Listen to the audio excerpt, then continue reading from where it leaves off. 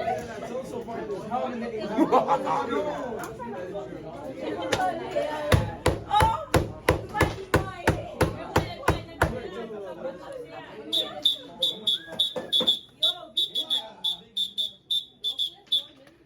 right, gang. So, last week, and I seen that y'all did, some of y'all started it actually, you did okay on it. What was that topic that we were talking about last week? Jada, why the computer open? What y'all doing? Who was that in the back? Let's go, Vladimir. Hey, come on, I promise, I'm not going to keep y'all long. This is a very short segment. Let me get through it, y'all start it, and then y'all can go back to doing what y'all do. You heard me? Yeah. But if I gotta keep stopping, then I don't know. Yeah. Turn to that guy. It's the boring teacher. You okay, Woos? Yeah. Damn, once you got everything falling. That was hilarious, because she ain't see me standing until she turned her phone around. Can't answer that right now, Coach J. Alright, so what we getting into, I told y'all we are inching closer and closer into graphing these quadratics, but I'm saying we graphing them, we getting close to it. So when y'all was dealing last time with the quadratic equation, remember we always know it's quadratic because all quadratics start with a square. All this is doing is telling you the roots. What do we mean by the roots? The roots mean that when you start graphing, you're going to have to know where on the x-axis, the parabola or the quadratic that you're graphing, where on the x-axis do they hit? And those are the x's that you're solving for. All right? That's what that's telling you. So with the discriminant that we learning today, the discriminant is going to tell you if we got one value, two values, or no values. That was wild how I just explained that. If it's so there's things, it's either going to be positive, the discriminant is going to come out positive, the discriminant is going to either come out negative, or it's going to come out as 0. Are y'all with me? Yeah. If the discriminant comes out positive, listen, watch what I'm telling you. If the discriminant comes out positive, that means that it's going to hit the x-axis twice. So let me put these rules over here before we even give you the discriminant. Come on, Gabby. Vendetta. Rules of the discriminant. And the discriminant is nothing but a part of the quadratic formula. Right, Levadine? Yes. So, what this is going to tell you is that you're going to get 3 results.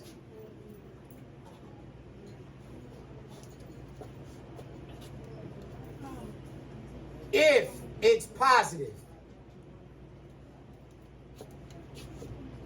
you're going to have 2 roots.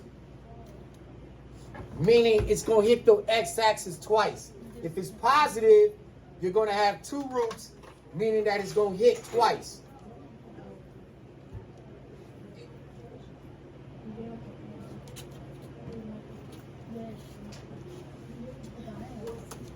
It'll hit it twice. Y'all understand that? Yes. So when we calculate the discriminant, you're going to see how easy this segment is. You're going to be like, all right, if it's positive, you know it's going to have 2 roots. If it's negative, it's going out. If it's 0, ladies, come on, what y'all doing? Oh. If it's 0, right? Mm-hmm. If it equals 0, that means it's only going to touch it once. It means it's 1 root.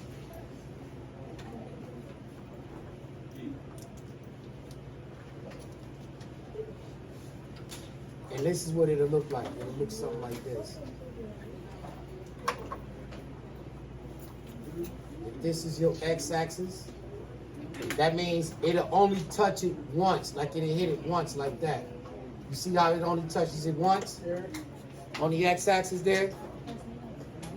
Dante, we getting this? Micah? Where are your notes? All right. Last part. If it's negative, you have no roots. And what that means is that it's going to look like this. If this is the x-axis, that means it's not going to hit the x-axis. It's just going to be like this. So if it's positive, it's going to hit the x-axis twice. If it's 0, it hits the x-axis once. If it's negative, it doesn't hit the x-axis. You talking about on con? No, I gave it to you like that purposely, so you can try it. So now you see how easy you understand it? No, but guess what you can go back in and do? You're gonna go back in and do it. But when you, the first time I had you do it, so you can see it, so you can be like, oh, you see how you just was like, oh, damn, I understand it. This was the hardest part. Now you got it. Jot this down so I can get into it.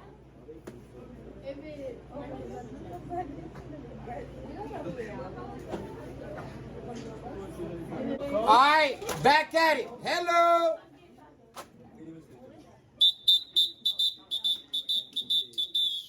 So, I gave you the most difficult part of it. You already know that when you solve the discriminant, princess, if it come out positive, it's going to be 2 roots. Negative, no roots. If it's 0, it's 1 root. Meaning that if it's positive, it's going to hit the x-axis twice. 0 hits it once. If it's negative, no roots at all. With me, right? All right. Now, as we get into it, the next question, you're going to be like, well, what is the discriminant? Well, the discriminant by formula, you've seen it before. All the discriminant is, it's the equation that's underneath the square root. So here's what I'm going to tell you. Here's a quadratic formula, right? So if this is the quadratic formula, who remembers a quadratic formula? So, negative b. Yeah. B. Negative b Plus negative. plus or minus B. second power minus A, C. A. divided by. All right. Perfect that you said that. And I'm glad y'all just did that. Because guess what? You just found the discriminant. Watch. Finding another marker. The discriminant, are you watching? Is right here.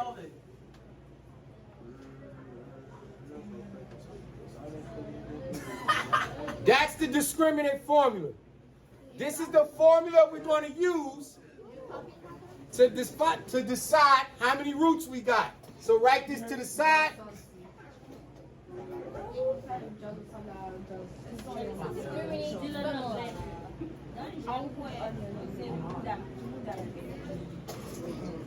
So discriminant form is just b squared minus 4 times a times c. Told you it's a short segment.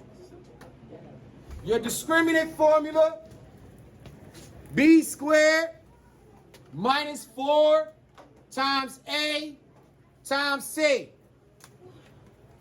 Now, jot that down. Let me know when you got it so we can try some examples.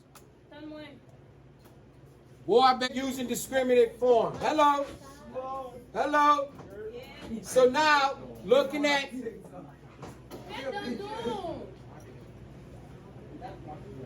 We good back there?